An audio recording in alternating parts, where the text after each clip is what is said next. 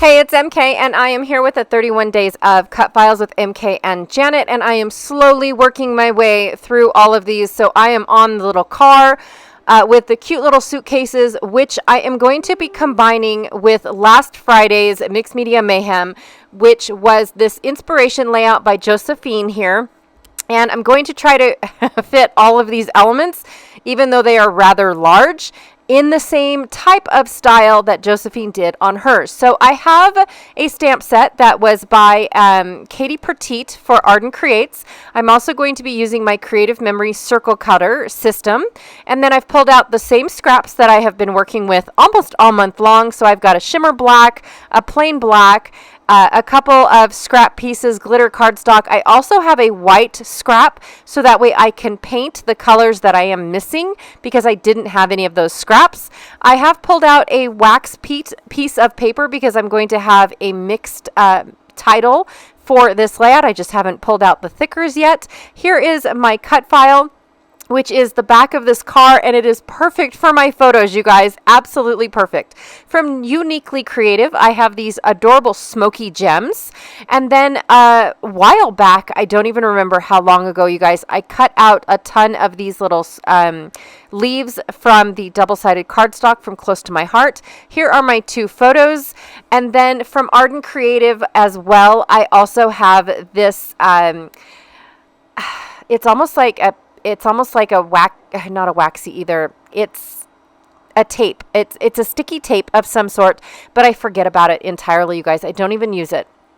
I also have from Cocoa Vanilla Unforgettable this gorgeous floral paper that is gray on the other side. From Andrea Nelson, I have this adorable watercolor set. It has been my go-to all month long.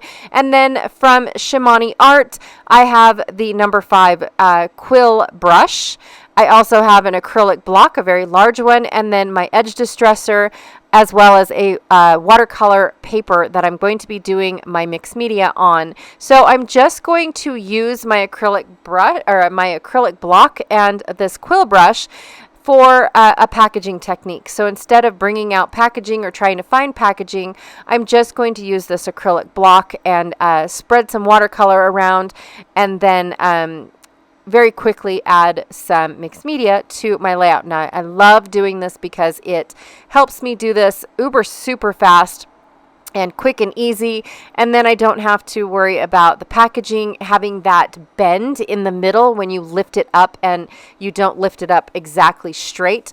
So the acrylic block definitely helps with that that little line that you get sometimes from the bend of the packaging, depending on which packaging and how you use it. I've seen some people also put their hands in the middle of the packaging and use their hands to smack it down. It works either way. Then I wet my brush a little bit more because, again, it holds a lot of water. Added it to my color and then did some splattering. I'm going to set that off to the side and let that dry while I back my cut file. So I laid out all my pieces, and then of course I didn't record it because I actually had friends come over. So I do apologize. I got interrupted, and that is why this video did not make it on time. I've just had a super busy summer, a super busy start of the school year. My husband and I are going on a new adventure here at the house, and so it has been very time consuming. I just have not been able to share it with you guys yet and let you guys know what it is that we are up to, but it definitely has dampened my time in my craft room because I need to be there for my husband. I just want to say I'm so sorry, you guys. I failed at getting all of my 31 days of cut files done when they were supposed to get done. I am just very grateful for you guys sticking with me and bearing with all of the delays of these videos. They are coming. They're just going to be the first week of September. And thank you so much for being there with me, you guys. So I splattered some black on this and impatiently did not wait for it to dry while I did the edge of my paper with this fossilized amber ink. I felt like my paper was a little bit too white, and so I wanted to bring it in and instead of make a put a piece of paper behind it and have another sheet. I wanted to just ink it. That is my fast way of putting a border on something, or layering it up, I guess I should say. But I did not wait. And so now I'm getting ink splash, rubbings, ink splatter, fingerprint. I'm getting it all over the place, you guys. And I'm just getting mad at myself. But you know what? We're scrapbookers. We improvise, right? We improvise, we embellish, we make it happen. So while that is off drying, which it still does not dry, I'm just saying, I'm going to go ahead and use my circle cutter to cut out all of these circles based off of Josephine's stars. So I eyeballed her stars and thought, okay, I'm going to relate those stars into circle sizes. I didn't want them to be too big because I don't want them to be overpowering or overbearing. So I started with, I think, a 3-inch circle.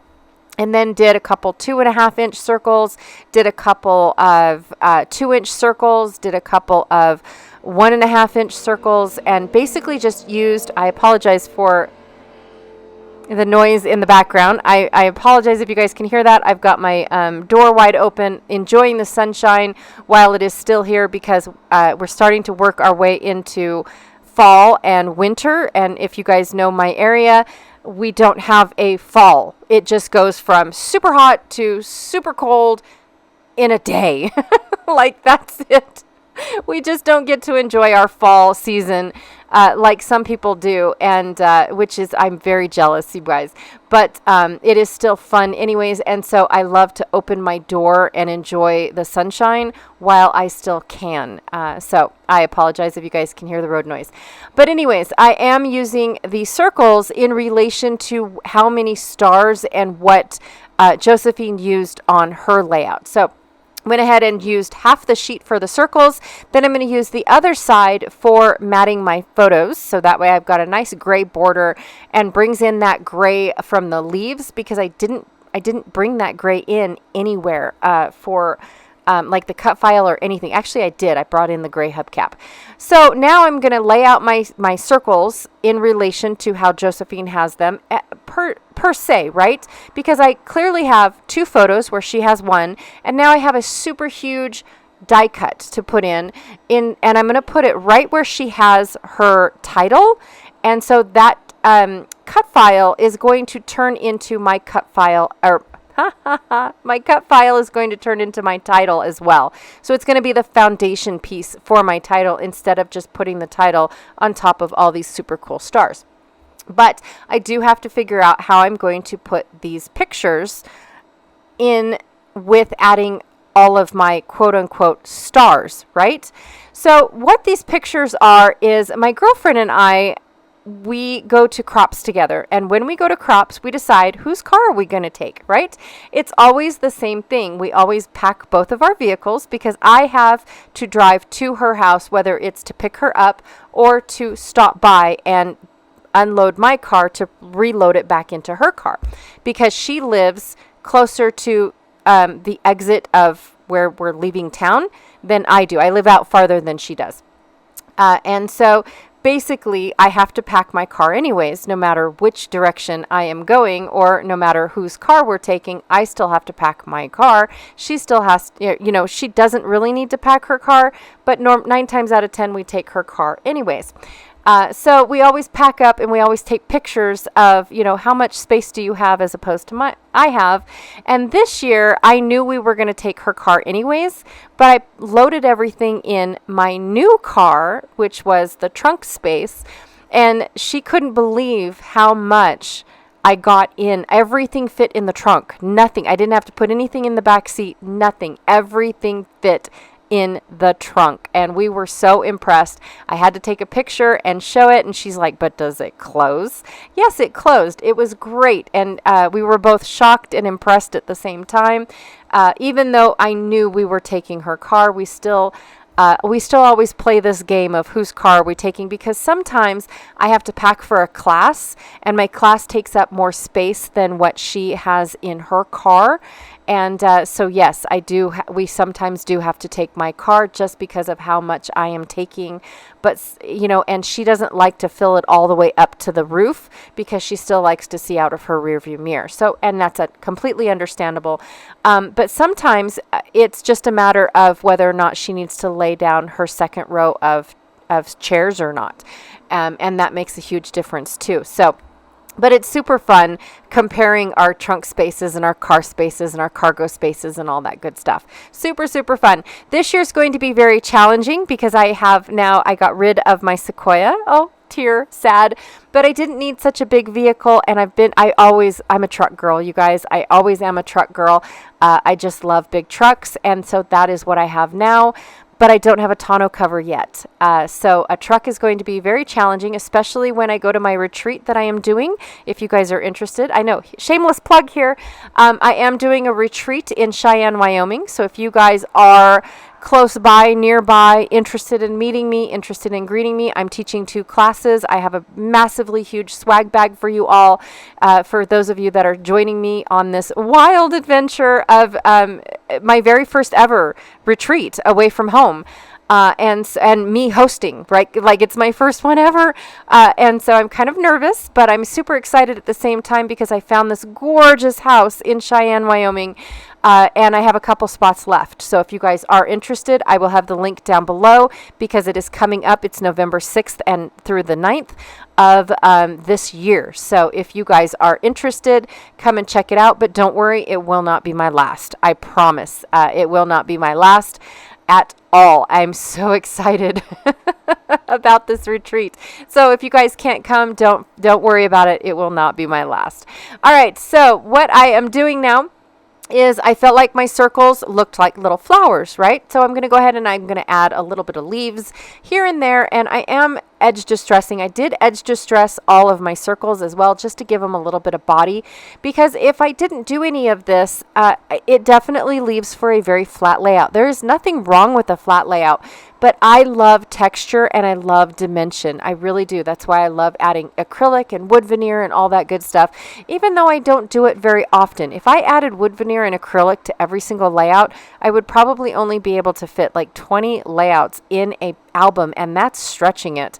And I would run out of album space like big time. So I don't add acrylic and wood to every single page, but I do like to add texture and dimension, and roughing up the edges just this slightly little bit is all it takes, you guys. And it's not a lot of dimension, but it is enough to satisfy me, right?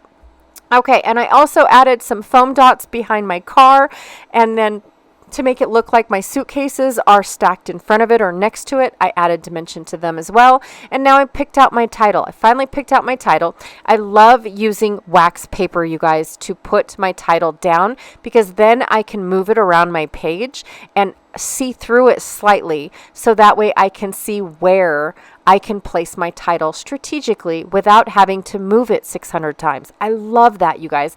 And then, of course, my black is still not dry. I have put this whole layout together and my black splatters are still not dry. I don't know what is preventing them from drying. I just don't.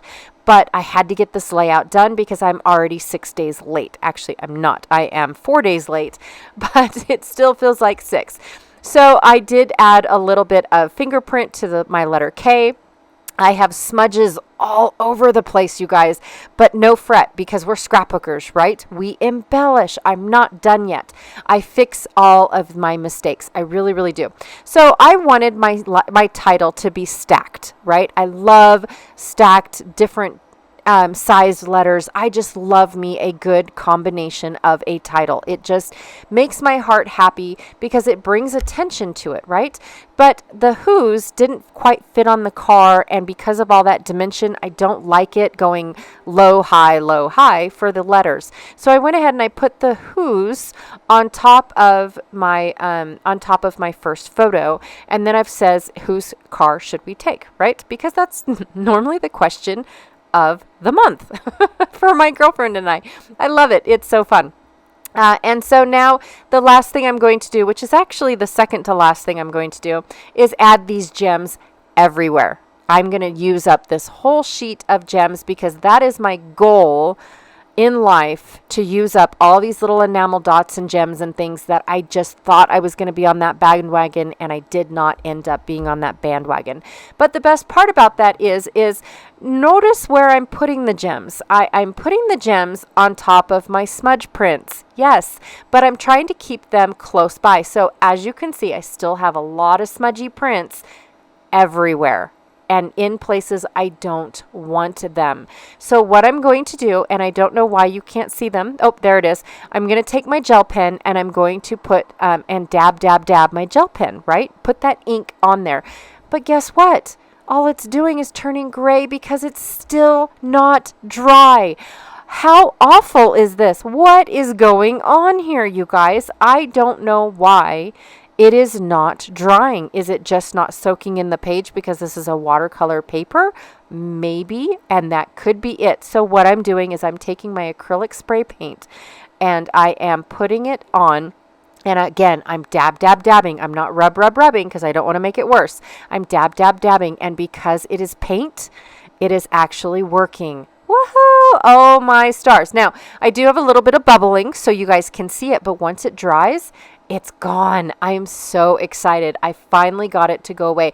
Now, you can tell that it's there because it dried as acrylic paint does, but in the long run, it's not as big of an eyesore as the smudge was or the gray that I created with my gel pen. So it does dry and it's not as visible to where your eye doesn't go straight to it. You have to kind of look for it. So I'm super happy about that. Of course, I didn't wait for it to dry. So as you can see, here it is, and it does still look like they're there, but I promise you guys, they did actually fade away.